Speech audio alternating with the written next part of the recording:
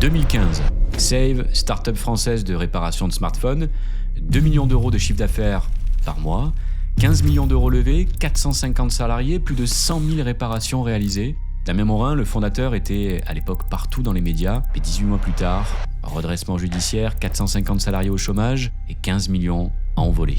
Mais qu'est-ce qui a tué Save? Les concurrents, le marché, la technologie? Et Save n'est pas un cas isolé. Émilie Gobin, fondatrice de l'usine à design, 5,6 millions d'euros levés pour révolutionner la vente de meubles design en ligne, 30 employés, couverture presse nationale, et le résultat, le même, liquidation judiciaire 2 ans plus tard. Et ces exemples ne sont pas isolés. En France, 129 startups ont fait faillite rien qu'entre 2023 et 2024, et selon CB Insights, dans 23% des cas, l'autopsie révèle le même tueur silencieux. Des erreurs de recrutement qui se transforment en hémorragie. Et depuis 10 ans passés à recruter pour des startups influentes, j'ai souvent constaté ces problématiques de l'intérieur. Il y a un non-dit dans le milieu des startups. Le recrutement, c'est souvent de l'improvisation. Résultat, selon l'INSEE, 65% des entreprises innovantes qui recrutent prévoient des difficultés d'embauche. Par manque de connaissances sur ce sujet, les startups semblent se résigner sur le fait que le recrutement, ça sera une galère. Mais on pense qu'il y a une autre voie. En 8 ans, on a recruté plus de 300 personnes pour une centaine de startups, des sociétés comme Ledger, Payfit, Lydia, SumUp.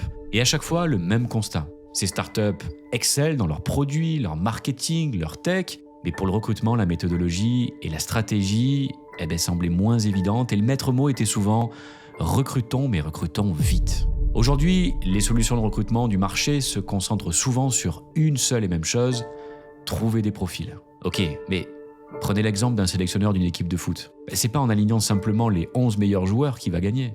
Il faut une vision d'ensemble, des profils complémentaires et une tactique collective qui va faire ressortir le meilleur de chacun. Dans le recrutement, on pense que c'est pareil.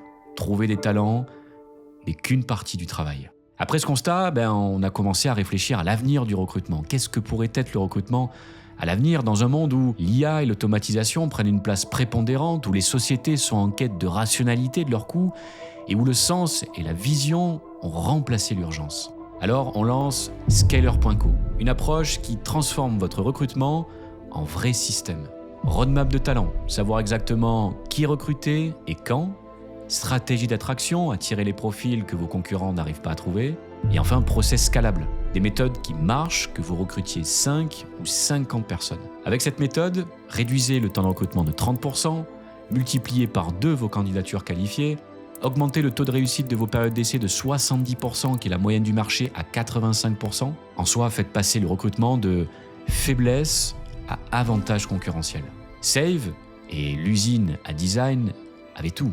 Les fonds, la vision, le marché, ils ont, je pense, juste manqué d'une méthode de recrutement structuré. Une start-up sur 4 échoue à cause de mauvais recrutement. Alors ne faites pas partie de cette statistique.